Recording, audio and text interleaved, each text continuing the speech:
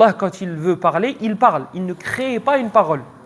C'est la parole d'Allah. Il ne crée pas une parole pour parler à sa place. Vous savez, le fait de dire qu'Allah, il crée quelque chose pour parler, c'est la preuve qu'il y a un manquement. Prenez un robot.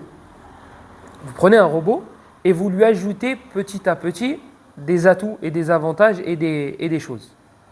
C'est qu'avant de lui ajouter cette chose-là, il ne l'avait pas. Vous lui ajoutez un bras gauche, il n'avait qu'un bras droit. C'est qu'il n'avait pas de bras gauche. Ensuite, vous lui ajoutez la capacité de parler, de s'exprimer. C'est qu'il ne pouvait pas parler.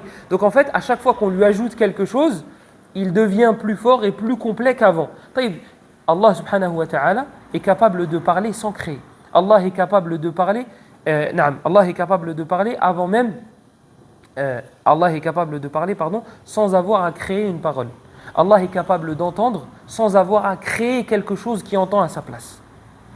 طيب, il y a un أحد العلماء دخل على أمير من الأمراء وكان هذا الأمير يرى أو يقول بخلق القرآن.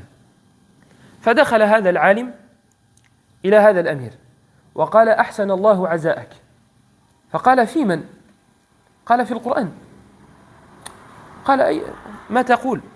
قال ألست تقول بأن القرآن مخلوق والمخلوق يموت يفنى. فهذا من الجدل العقلي ليقنع الناس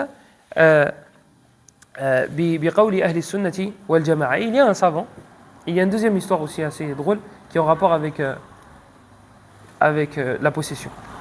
Il y a un savant qui est rentré auprès d'un gouverneur et qui lui a présenté ses condoléances.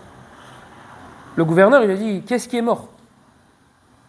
Qui est-ce qui est mort? Il a dit, là, on vient de faire la salat sur le Coran. Comment ça, on vient de faire la salat sur le Coran? Il a dit, toi, en tant que gouverneur, tu as prononcé des paroles, tu as dit que le Coran était créé. Et ce qui est créé meurt. Donc le Coran est mort et on a fait la prière dessus. Et en fait, ça, c'est une façon logique d'argumenter pour convaincre les personnes que le Coran n'est pas créé. Parce que si tu dis qu'il est créé, ça veut dire qu'il est mort. Ça veut dire qu'il peut mourir, pardon. Et donc, ce n'est pas logique. Il y a في تاريخ بغداد والعالم اسمه أحمد بن نصر أحد علماء المتقدمين رأى رجلا كان مصابا بالمس فقرأ عليه القرآن فتكلمت الجنية وقالت دعني أقتله فإنه يقول بخلق القرآن. Il y a un homme un savant dans Tarikh Baghdad, on a Ahmad ibn Nasr qui a vu une personne possédée, une personne qui avait un djinn à l'intérieur d'elle. Ahmad ibn Nasr, il commence à lui réciter du Coran. Et il y a une jinniya, et la personne possédée, c'était la jinniya qui a commencé à parler. Et elle a dit, laisse-moi le tuer, laisse-moi l'étrangler, akhniqo. Elle a dit, laisse-moi l'étrangler. Elle a dit, parce qu'il dit que le Coran est créé.